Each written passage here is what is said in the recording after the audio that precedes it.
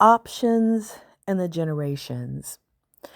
So, I look at and read a lot of books, and I look at and watch people, and I look at and watch social media and articles, and just again taking in the world, right? My own experiences and research and all that stuff. And when I look at all these things, I notice there are so many different changes generationally about parenthood, about womanhood, about manhood, about how we live. When I was growing up, I say this all the time. I was told, go to college, get a job, get married, have kids, you'll be happy. And I don't know what the generation before me was told, but I think a lot of them were told, you're going to work until retirement. Um, and the generation before that, they had other messages, but when we look at life and we look at choices and we look at social media, we see now that so many people at younger and younger ages are able to look at a variety of options.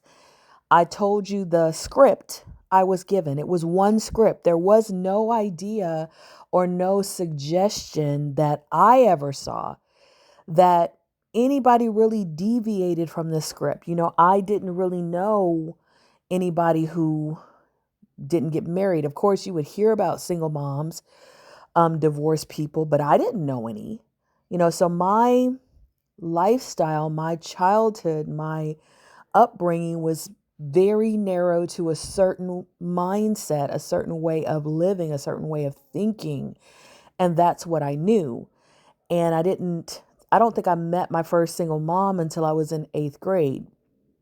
And that was one out of the entire school that I knew about. All of my classmates and all of the people that went to my school. So people have their experience, what's normal for them. And I know that that might not be normal for other people. Growing up in different areas, what's normal to you is very different.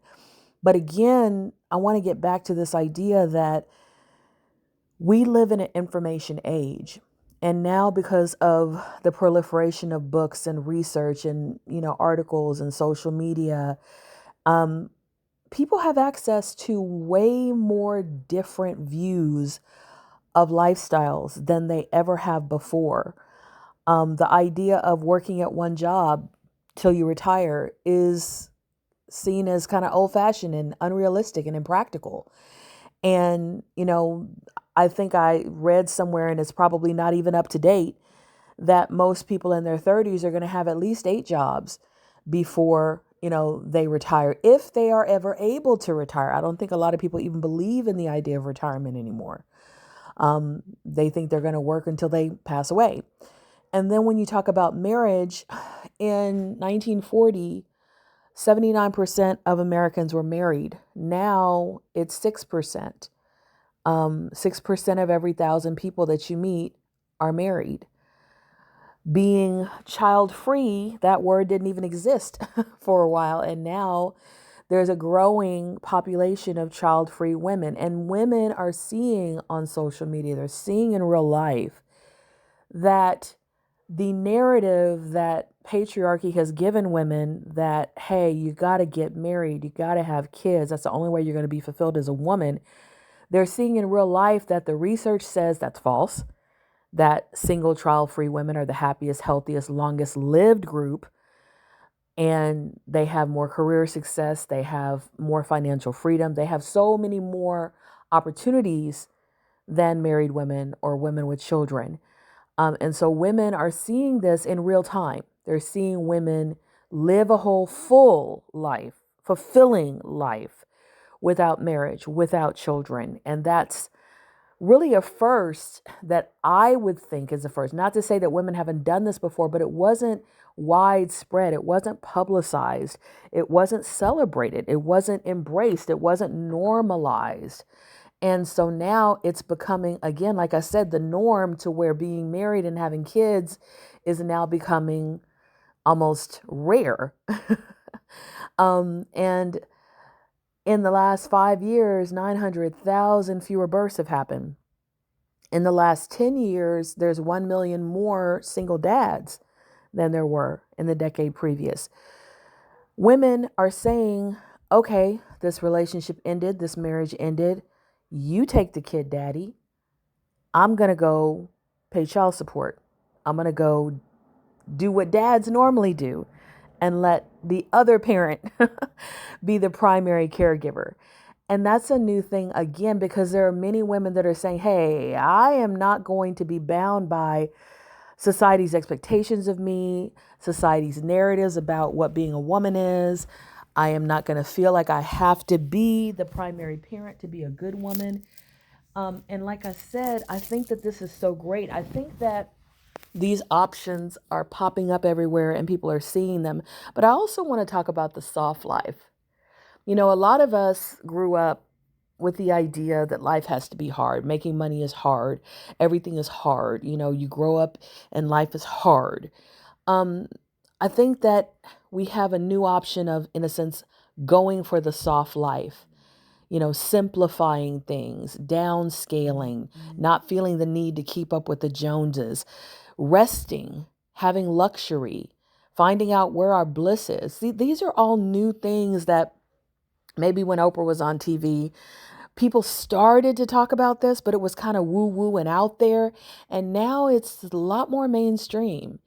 And I also think that having this soft life, it allows people to take stock. When we were stuck in our houses during quarantine and we couldn't get out and we couldn't, go through our normal everyday rat race, there were a lot of people that reflected on who the essential workers were. There were a lot of people who focused on their relationships and said, okay, this is not what I expected.